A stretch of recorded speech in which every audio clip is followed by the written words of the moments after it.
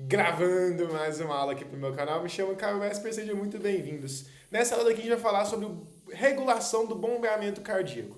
Como assim? Olha só, te dar uma informação aqui.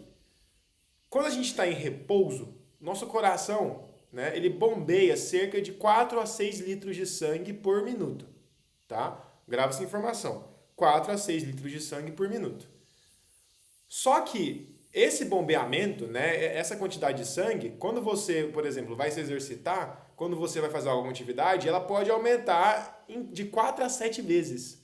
Ou seja, se era 4 litros por minuto, né, uma pessoa menor, vai para 16 litros por minuto. E Caio, como é que controla isso? Né? Quem controla isso? Quem que pede para o coração bater mais rápido, né? E o objetivo dessa aula aqui é te explicar isso, né? A regulação do bombeamento cardíaco.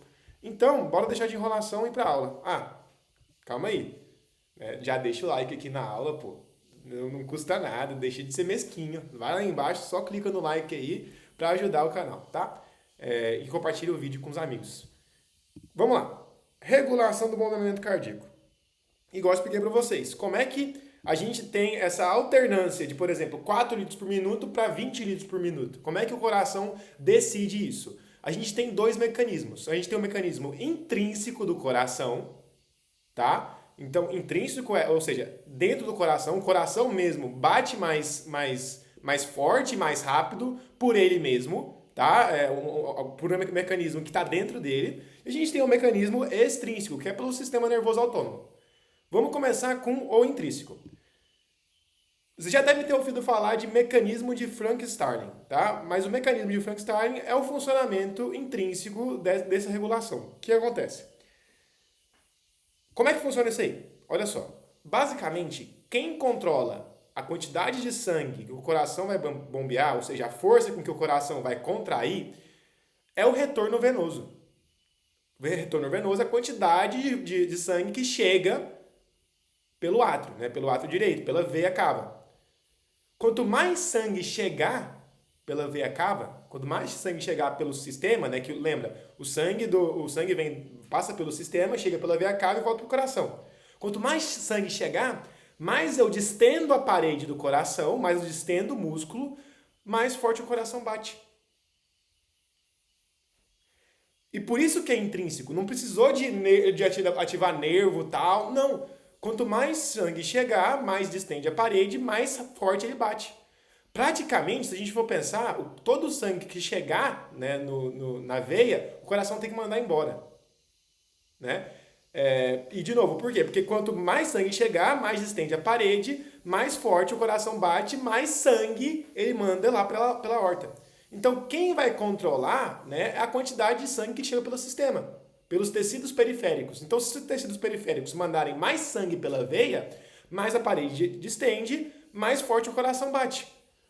Mecanismo de Frank-Starling. Difícil? Né? Não, até coloquei aqui, a quantidade de sangue que o coração bombeia a cada minuto é determinada pela quantidade de fluxo sanguíneo que chega pela veia. Tá? Esse texto todo aqui é só para explicar isso. Caio, é só a força da contração que aumenta? Né? Não. Também aumenta a frequência cardíaca, mas é muito pouco. Tá? Que quando você distende a parede do ventrículo, você também aumenta a frequência cardíaca. Tá? Mas a maior parte vem dessa força maior. E Caio, por que quando eu distendo mais a parede do coração, ele bate mais forte, né? Porque é o seguinte, quando você distende a parede, né, lembra dos filamentos de actina e miosina. Tá? Se não lembra, assiste a aula do músculo cardíaco. Tá? Tem todas as aulas completas para você entender isso aqui. Quando você distende a parede, quando você estende os filamentos de actina e miosina, né, eles chegam num ponto mais próximo do ideal de contração. Eles conseguem contrair mais perfeitamente, mais forte. Tá? Então lembra, mecanismo de Frank-Starling vai aumentar a quantidade de sangue que vai sair, como? Né? Pela quantidade de sangue que chega, né? Quanto mais sangue chegar, mais você distende a parede do coração, mais forte você bate, tá? Também aumenta um pouquinho, cerca de 10% a frequência, quando chega muito sangue, né? Vamos voltar aqui, ó. Então eu coloquei tudo isso aqui, ó. Olha só. O alongamento faz com que o grau de sobreposição dos filamentos de actina e miosina seja levado a um nível mais próximo do ideal para geração de força. Entenderam essa parte?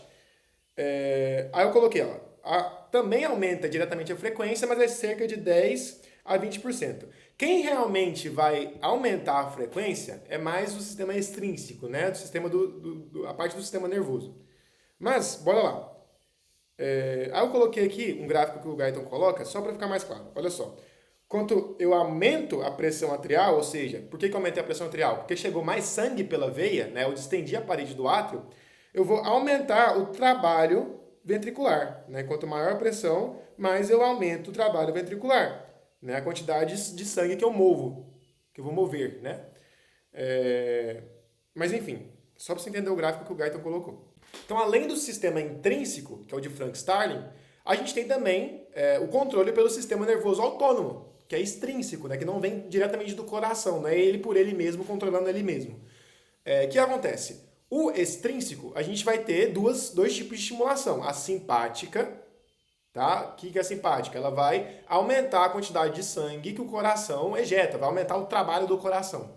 E eu tenho a parasimpática, que é o contrário, vai diminuir, ela para a simpática, entendeu? Vai diminuir o trabalho que o coração faz. Deixa eu dar um panorama no coração mesmo. Olha só, como é que acontece? Os nervos parasimpáticos, né, os nervos vagos, vão chegar ali, ó, pelos nós, vão interferir no coração lá nos nós, no nó sinusal, que é esse aqui de cima, e no nó atrioventricular, tá? Que é esse aqui mais de baixo. Então, ó, estimulação parasimpática, aquela que para o coração, vai chegar nos nós. A estimulação simpática chega mais na parede do átrio e do ventrículo. E isso tem uma justificativa, assim, fascinante, é lógico. Por quê? Vou te explicar o porquê. É o seguinte, quando a gente vê o simpático, o que ele faz? O que a estimulação simpática faz? Ela vai aumentar a frequência cardíaca, né? Muito mais do que o mecanismo de Frank-Starling aumenta naturalmente. Então, por exemplo, o que faz você ter uma frequência cardíaca de 60 em repouso, né? E jogar a bola e ir para 130? Estimulação simpática. Tá? Ela vai aumentar a velocidade com que as fibras se contraem. Tá? Como? Chegando o nervo lá pela parede do átrio. Tá? Além disso, ela dobra a força de contração. Tá? Então, além de aumentar a frequência cardíaca, ela também dobra a força de contração. Aumentando a frequência e a força de contração, né? Aumentando o volume com que o sangue, o volume com que o coração consegue bombear de sangue, né? Você aumenta o débito cardíaco. Então, o sistema simpático, a estimulação simpática, pode resultar em um aumento de 2 a 3 vezes do débito máximo cardíaco. Tá? Caio, e se eu inibir a estimulação simpática? O coração vai parar de bater? Não. Tá? Se você inibir a estimulação simpática, ele vai diminuir moderadamente, né? Você ainda vive. Aí coloquei aqui, ó, CNTP igual a 30%. Como assim? Deixa eu descodificar minha linguagem. Quando você está normal, né? Eu estou aqui, por exemplo, não estou fazendo muito esforço. Seu sistema nervoso simpático está estimulando cerca de 30%. Então você sobrevive com uma estimulação de 30% do simpático, né? Eu coloquei CNTP, condições normais de temperatura e pressão, para falar que é normal, né? Na parte normal. Então você vive no dia a dia com uma pequena estimulação do simpático. Ah, cara, eu vou ali correr atrás de uma pipa, né? Pô, seu sistema nervoso simpático vai estimular mais ainda o coração, ele vai bater mais rápido e mais forte. Tá? E é extrínseco porque é fora do coração, de fora para dentro, entendeu? E eu tenho a estimulação parasimpática, que é o contrário. Né? Ela vai diminuir o trabalho do coração. Como? Fazendo ele diminuir a frequência cardíaca, tá? E diminuindo a força de contração dele. Galera, ela pode, né, parar o coração. Um estímulo parasimpático muito forte para o coração. Mas para sempre? Não. Se você colocar um estímulo muito forte parasimpático, vai parar por um tempo, mas ele logo volta a bater, mesmo com esse estímulo forte. Tá? Mas ele vai bater muito, muito pouco, né? De 20 a 40 batimentos por minuto. Eu coloquei aqui também, ó, pode diminuir a força de contração do músculo em 20 a 30%. A força de contração. Tá? E eu coloquei também, ele principalmente diminui a frequência e não a força de contração. Tudo bom? Tudo bem? Vamos lá. Aí eu coloquei aqui, ó. Olha a diferença do débito cardíaco, ou seja, a quantidade de sangue que eu vou mandar por minuto com os tipos de estimulação. Uma estimulação simpática normal, que a gente vive, né, normalmente, é cerca de quê? 12, né, litros por minuto.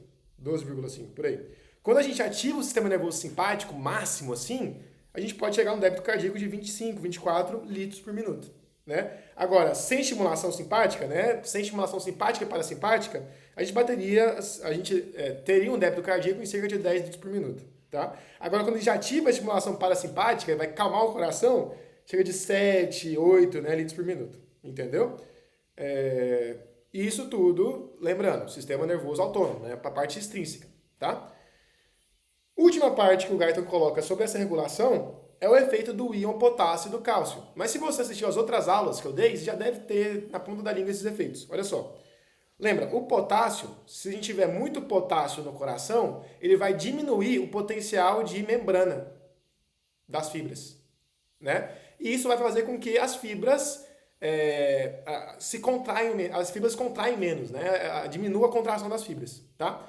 E o cálcio tem o efeito oposto. Quanto mais cálcio eu tenho, mais forte o coração bate. Eu até coloquei na aula retrasada que se a gente colocar o coração num sistema sem cálcio, né, o coração não bate. Ele para de bater. Então precisa ter cálcio lá. E quanto mais cálcio eu tiver, mais forte o coração bate. Tudo bem?